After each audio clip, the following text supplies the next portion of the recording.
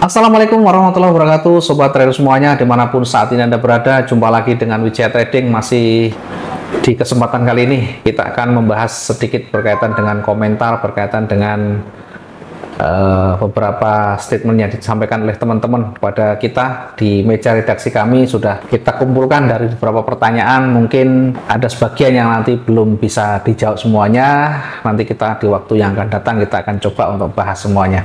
Yang pertanyaan ini banyak sekali ya ditanyakan oleh beberapa teman yang sebelumnya ya. Bisa jadi pertanyaan ini selalu berulang-ulang.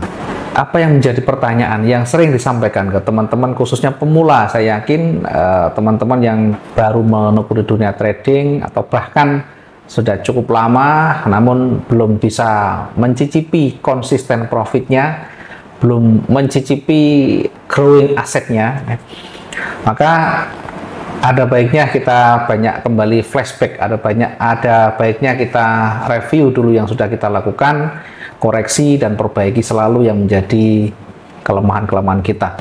Ada beberapa pertanyaan yang sudah terkumpul, saya akan mencoba menjawab satu persatu, mudah-mudahan bisa memberikan pencerahan. Kalau nanti mungkin ada yang kurang puas atau yang belum bisa kita jawab dengan maksimal, silakan bisa langsung tanyakan ke tim kami, bisa langsung tanyakan ke kita, atau bisa ketemu langsung dengan saya mungkin kalau ada waktu yang cukup. Pertanyaan pertama ya, yang ini juga banyak ditanyakan ya. Pertanyaan pertama, Pak, kalau pakai stop loss, kenapa selalu dikejar ya? Kalau kita entry, kemudian kita menempatkan posisi stop loss kita, kenapa selalu dikejar? Sedangkan ketika profit mungkin kita buru-buru close di sana ya. Mungkin teman-teman belum menyadari ya bahwa dalam trading ini memang harus banyak yang harus kita pertimbangkan, harus banyak yang kita pelajari, harus banyak yang kita dalami, termasuk dengan bagaimana kita mau manage risiko kita, bagaimana kita mempelajari secara teknikal dan kontrol emosi kita. Yang ada biasanya ketika kita belum matang di dalam pemahaman, ketika kita belum banyak pengalaman di sana, maka yang menjadi pikiran kita selalu saat entry, kemudian kita menempatkan posisi stop loss, maka karena sering banyaknya terkena stop loss, maka dalam benak kita terkadang terlintas pemikiran, jangan-jangan saya selalu dikejar stop lossnya, jangan-jangan saya selalu diburu oleh namanya stop loss hunter dan sebagainya. Teman-teman semuanya, mungkin kalau bagi mereka yang sudah betul-betul punya skill yang mumpuni, yang punya keahlian yang betul-betul sudah teruji, ternyata tentu stop loss yang tersentuh itu adalah bagian dari recovery, bagian dari manajemen resiko. Yang jadi pertanyaan, ketika stop loss itu sering tersentuh, maka harusnya kita lebih banyak koreksi, lebih banyak introspeksi. Ada sesuatu yang mungkin terlewatkan, ada salah satu identifikasi yang mungkin di awal sudah salah, sehingga menentukan keputusan kita juga hasilnya menjadi kurang maksimal ya. Jadi saran saya ketika kita menempatkan posisi kita atau kita mengatur setup di dalam trading plan kita, maka tentukan dari awal seberapa panjang resiko yang harus kita siapkan. Kalau kita sudah mempersiapkan resikonya, maka ketika sudah tersentuh, ya ikhlaskan saja. Ya kita jalani, kita jalankan, kemudian kita cari peluang berikutnya lebih potensial. Ketika satu hari kita melakukan posisi, open posisi, buy sell, kemudian hasilnya nanti kita evaluasi. Berapa plusnya, berapa minusnya, kemudian nanti kita kalkulasi semuanya, kita evaluasi di hari esoknya.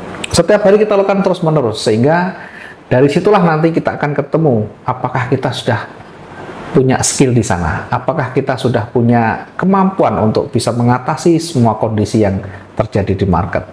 Selama kita masih berakhir dengan gagal, selama kumulasinya atau selama plus dan minusnya masih lebih besar minus, tentu masih ada yang salah dengan diri kita. Kembangkan, kemudian lakukan perbaikan secara terus-menerus. Dari situlah nanti kita akan lebih memahami secara mental. Dari situlah kita akan lebih tahu bagaimana cara kita menyelesaikan permasalahan saat posisi kita salah. Kemudian yang menjadi catatan juga kita ya, perdalam secara teknikal, kita pelajari, kita kuasai, kemudian atur atau setup sedetail mungkin yang menjadi trading plan kita. Kemudian setelah itu dievaluasi, kita koreksi terus-menerus begitu, sehingga nanti akan ketemu sistem trading yang betul-betul sesuai dengan style kita. Tidak ada yang instan, tidak ada yang paling valid ya, kecuali kita banyak belajar dari pengalaman di situ ya. Mungkin orang lain punya strategi yang hebat, mungkin orang lain punya strategi yang profitable ya, tetapi belum tentu buat kita bisa terapkan seperti yang mereka dapatkan ya. Kita bisa mengembangkan, kita bisa mengikuti jalan pikiran kita bisa mengikuti style kita sehingga kita lebih maksimal mendapatkan. Berikutnya pertanyaan yang selanjutnya ya, berkaitan dengan solusi ya. Ini ada bagaimana solusi buat trader yang tidak punya modal ya. Tentunya solusinya cari modal dulu. Tidak ada ceritanya kita trading tanpa modal ya. Mungkin kalau di sebagian besar teman-teman yang memberikan mungkin masukan atau memberikan motivasi trading tidak harus dengan modal ya. Omong kosong tidak ada. Trading tidak ada yang tidak menggunakan modal. Oh, itu ada yang menggunakan namanya kompetisi dan sebagainya. Sama saja, namanya usaha, kita mendapatkan modal dulu. Atau mungkin kita bisa menjadi maklar atau menjadi broker atau menjadi perantara ya. Cari mungkin kita bekerja sama dengan satu perusahaan di mana kita bisa menjalankan marketing ya. Kita bisa menjalankan usahanya, kemudian kita mengiklankan. Dari yang kita iklankan itulah mungkin kita bisa mendapatkan komisi dan kita bisa mendapatkan modal di sana. Jadi mungkin kita bisa bekerja sesuai dengan kompetensi kita, sesuai dengan keahlian kita masing-masing. Kalaupun mungkin tidak ada keahlian ya, tentu namanya usaha, apapun bisa kita jalankan, yang penting tidak melanggar norma ya, tidak melanggar hukum dan sebagainya. Kita bisa jualan, kita bisa kerja ke orang, kita bisa ya apapun. Ya jangan berharap trading tidak menggunakan modal ya, jangan berharap kita bisa trading tanpa menggunakan modal. Semuanya namanya bisnis selalu ada modal. Mungkin di awal kita tidak punya modal lebih ya, kita bisa mengawali dari yang kecil, kita bisa bekerja dulu, kita bisa mengumpulkan sedikit demi sedikit sambil belajar.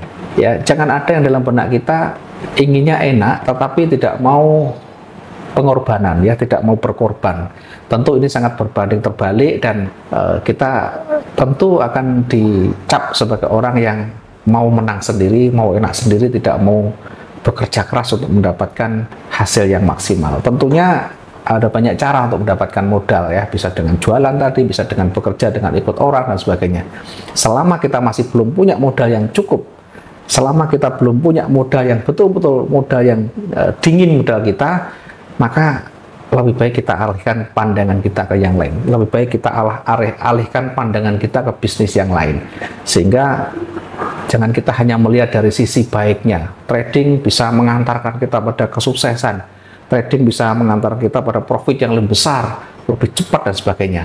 Buang jauh-jauh mindset seperti ini, karena itulah yang nanti akan meracuni kita, yang akan memberikan dorongan yang kuat buat kita nanti menghalalkan kadang segala cara untuk mendapatkan modal itu. Ya, lebih baik kita bekerja dulu, kalaupun tidak memungkinkan ya kita banyak belajar dulu dengan akun demo. Ya sadari, karena kita memang mungkin tidak punya modal ya kita seadanya. Ya mungkin dengan demo atau dengan belajar dulu sambil kita mencari modal ya. Mudah-mudahan ini yang bisa kita berikan masukan, bisa memberikan pencerahan, dan mohon maaf kalau ada kata yang kurang tepat dan menyinggung teman-teman semuanya ya. Tentu yang kita lakukan, yang kita sampaikan sesuai dengan kondisi ya, sesuai dengan real time-nya, sesuai dengan dinamikanya ya. Jadi trading memang betul-betul harus disiapkan semuanya, termasuk skillnya, termasuk modalnya di sana.